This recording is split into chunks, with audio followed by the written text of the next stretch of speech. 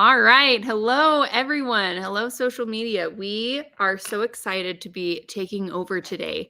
I have Ryan Plum and Lyle Toronto here with me today. These are some of our mad geniuses that we have behind all of our fun products that we have at FamilySearch.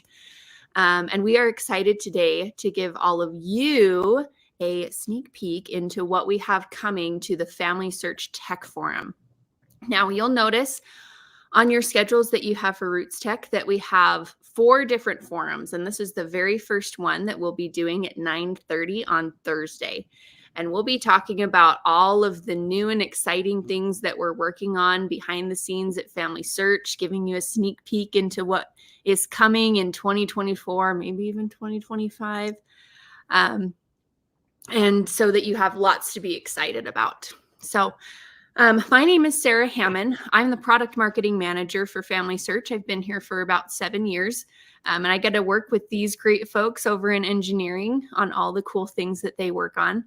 Ryan and Lyle, do you guys want to introduce yourselves real quick before we dive into the secrets you're going to share with me about what's coming to FamilySearch? Yeah, I'm Ryan Plum. I'm a user experience designer here at FamilySearch. I focus primarily on the family tree. I've been here about 7 years as well, so it's good. It's been fun. Awesome.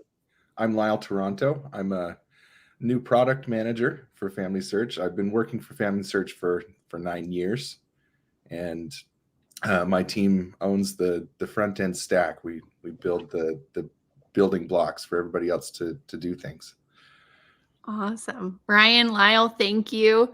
I've got to tell everybody watching, we are very lucky to have these two. They are working furiously to get all kinds of things ready for Roots Tech that's coming in just 3 weeks is the official kickoff. That is wild. So we're lucky that we were able to snag some time from. Oh, sorry. What were you saying? I was going to say, it seems like it always comes fast. It does, yes. It's the highlight of the year, though. It's like summer camp. It's the big event. So, all right. Well, Ryan, let's go ahead and dive into some of the things that we're going to have you share and give us a sneak peek. Again, all of these things and more are going to be covered at the FamilySearch Tech Forum. It's the very first thing that you can attend on the main stage at Roots Tech following our, obviously our introductions. So that'll be 9:30 on Thursday morning. We'll have some members from these guys' teams as well as others who will be presenting products. But one of the ones that I think you guys will be especially excited about is what Ryan is here to talk about. So Ryan, how about you tell us about family group trees? Yeah, so I'm here to talk about family group trees and what that is. Family group trees is something we've been working on for quite a while now. It's been something that lots of you have all asked about and asked for, and we think we're finally in a spot where we can give a little sneak peek of what that is. So family group trees is really it's a group that can be created that can create a shared tree that encompasses all living people for that group and then connects into the public deceased tree as well. So. Well, that's cool. So does this mean that living people can interact a little bit more on FamilySearch? How does that work? Yeah. So our hope and goal is that rather doing family history kind of by yourself in isolation, this really encourages families to get together and collaborate and spend time working to learn more about their family history, their heritage, to share things that now are a little more in context, so they can be seen with different family members in the tree. So hopefully it's something that will meet the needs of many. No, definitely. So what can I do with these family group trees? Yeah, so the first part is you got to create the group, and then you'll start with the tree. But once you get the tree set up, you'll be able to share memories on living people. Where before, if you've added a memory to a living person, it's kind of limited just for you to see. So this is now going to be available to be seen by those who are a member of the group. You're going to be able to see the exact same version too of that person. Gone will be the days where, you know, I've added my brother and my, you know, sister has to add my brother, and we each have our own copies of our brother. We'll be able to see the exact same version and work together as we kind of build out all of those relationships. You know, I've seen some early versions of this, of how the interface works, and it is really nice. And I know we've gotten lots of patron feedback on this, on not having to have 24 instances of the same living person that will eventually all need to be merged. That can be kind of a perilous process sometimes. It is, you know, yeah.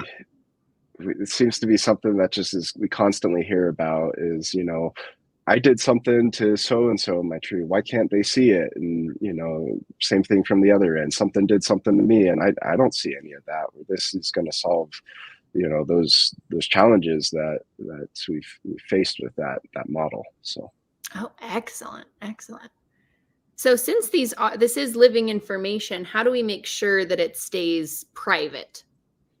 Yeah. You know, as we've been working on this, privacy has really been at the top of our list of one of those things we wanted to make sure is addressed and taken into account for. So because of that, when you set up a family group tree, the person who sets that up is going to copy data from their personal tree in, allowing them to select really only that data that they want there to be shared with the group into the group. Group members will be able to copy data as well, and we're going to try and really encourage you only to copy that data that you're willing to share with the group. So you don't want to just kind of you know, wholesale everything in there right away, you know, unless that's something you're really comfortable with those who are members of the group. So that's really how we're kind of accounting for that privacy is giving you the tools and the options. We're also really allowing the group to try and self-govern itself, as determining, hey, this is stuff we want to be shared with the group. This is stuff that we don't want to be shared. Let's keep that out. So. Excellent. I love it. Now, we had a question that popped up in the in the comments, and are there any classes on this at Roots Tech? Yeah, there's going to be a class on Friday, as well as at the Tech Forum. They're going to talk about it briefly. Other than that, you can come to the FamilySearch booth and we'll be happy to answer questions, you know, try to, you know, find me or maybe a few others you see talking about it. And we'd gladly love to help you get involved and learn about it and use this to benefit, you know, your family. Perfect. All right, Ryan, last question I have for you, and I'm sure this is the question that a lot of people have, is how can I access this preview? Yeah. So this is going to get in a little bit to what Lyle's going to talk about, but we are doing an early access at Roots Tech. It'll go live when Roots Tech starts, and it's going to be available on our new labs feature that Lyle's been working on. So you'll be able to go to this place on FamilySearch that we'll call Labs, and there you're going to see a card that will say get early access to family group trees. And this is real, actual data that people will be entering, right? Yes, Is pretend. this will be live, real data. So, you know, just be aware that what you enter there is real. It's live. Those members of the group are going to be able to see the group information that's private to just the group. But these trees are, again, they're going to connect to the public deceased tree as well. And so when you cross that line to the first deceased person, any changes you make are going to be real and live in that space as well. So. Gotcha. That's good to know. Very good to know. Well, Lyle, this is a great segue. Why don't you tell us a little bit about FamilySearch Labs and what we're doing with this to give people early access or a sneak peek into what's coming to FamilySearch? Yeah, absolutely. So as a product manager, we always have a hard time releasing things to the public that aren't finished. And we really want, you know, everything to be perfect before we hand it out. But at the same time, we really need feedback. from the user so that we know that we're building the right things. And so we've created this new space, FamilySearch Labs, where we can put out products that are in the development phase. They're still pliable, they're still malleable, so that we can take the feedback from our users and apply it into the product before we release it. Oh, very cool. So this is kind of like a pardon our jest kind of space. These are unfinished products and features for the site, but this is like our call to patrons to give us their feedback in advance. Am I getting that right? Absolutely. And there might even be features on there that might not ever make it to production because we're testing it out. We're seeing if it fits, if it works, and if it doesn't, we'll take it out. We won't put it in. But we desperately need that kind of feedback from our patrons to understand whether it works or not. I mean, patron feedback is what is the lifeblood here. We're trying to make our patrons' lives easier, and we love to be able to get that written feedback in advance so that we can make these as good as we possibly can before we launch. Yeah, absolutely. And we've got some really exciting things coming out this year. So what are some of the things that we will be able to see on FamilySearch Labs at Roots Tech? This is launching at Roots Tech, or when's that happening? So we're going to turn it on right before Roots Tech, right before the main talks start. One of the main ones that you'll see on there is the family group trees that Ryan has been talking about. Get early access to that. Another one I'm really excited for is full text search. There are so many documents out there that aren't based in a genealogical family format friendly way to search. And they're just big text blocks, but there's so much good information in there. And we've never been able to search through those. And this will give you a way to access those and try out the new feature that's there. We've got some good collections that we're testing out with, and we want to know if the process works well for everybody or not. So those two I'm really excited for.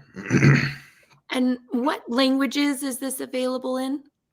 So we're going to do the core 10 languages: the English, Spanish, Portuguese, Russian, French, Japanese, Korean, Chinese. Those core 10 languages we're going to start with, see if we can gather feedback in there. We may expand that later depending on what kind of features we're releasing. If we're releasing specific features for different countries, we may need to enhance that. But we'll start with the core 10. But each lab itself might be restricted just to English because we're changing strings, we're changing how it all works. It's really malleable. That's the word. And so as we're changing things, going through the cost of that translation is kind of difficult. And so we have to start somewhere. So we're starting with English on most things. And so depending on how well developed each project is, it may support more languages, it may support less. Awesome. Good to know. So Lyle, you mentioned getting feedback from some of our patrons. So when people turn these on or they click on it to go check it out, how do we get their feedback from those pages? Good question. So when you go to a lab, it'll take you to a specific page, and each page will have a feedback button on the right or left or bottom. It'll look the same. It'll say feedback. You click on that, type in your information, type in your email so that we can contact you if we have questions or things like that. And that text that you type goes specifically to the team that's developing that product. So if you have a feedback about a particular feature, make sure you press the feedback button on that page, not anywhere on the site. Otherwise, it'll get lost and sent to the wrong person. So we're really trying to read everything that comes through, but we don't have time to necessarily respond to everybody that's coming in. But we read it all. I've been one of those people that have been reading it all. As a matter of fact, Labs has its own feedback button. I'll be reading all the things that come in on Labs. And that was my next question was, okay, we're all friends here. is anybody going to actually read this feedback? And it sounds like, yes, everything gets read, everything gets categorized, everything gets sent to the teams and is taken into account as we make changes to the site or to the experience. Yeah, absolutely. It's super valuable.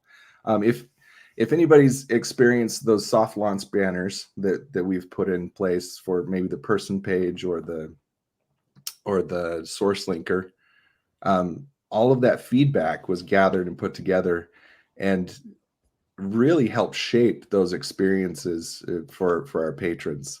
And those that were early adopters that looked at it and said, oh, I didn't like this or I didn't like that, they'll notice that those changes that they had mentioned got done. And so that feedback is amazingly valuable. Excellent. There really is nothing more valuable to us than that patron feedback. Well, awesome. Thank you, Lyle. That's so awesome. And thank you, Ryan, as well, for helping us better understand our family group trees and also FamilySearch Labs. And remind me, we're going to have a table at the FamilySearch booth dedicated specifically to FamilySearch Labs, right? Yeah. So we'll have a bunch of computers coming in. I mean, there'll be a sign over a bunch of computers and just go over those and we can walk you through some of them. You'll probably even see some of us there. So you can track us down and tell us what you think. Well, perfect. Ryan and Lyle, thank you so much for giving us a sneak peek into the FamilySearch Tech Forum.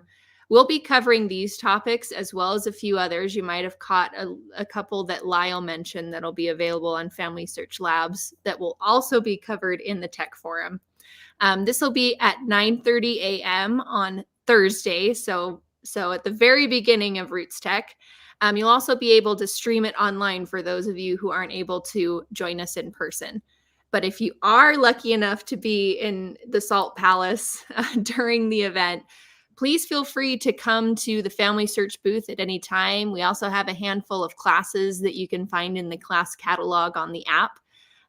So that you can come and learn more about it. But the FamilySearch booth is going to be a great place for you to gather and to ask your questions and to talk to a real life FamilySearch ambassador in the flesh to get your questions answered and to also give us some of your feedback in person.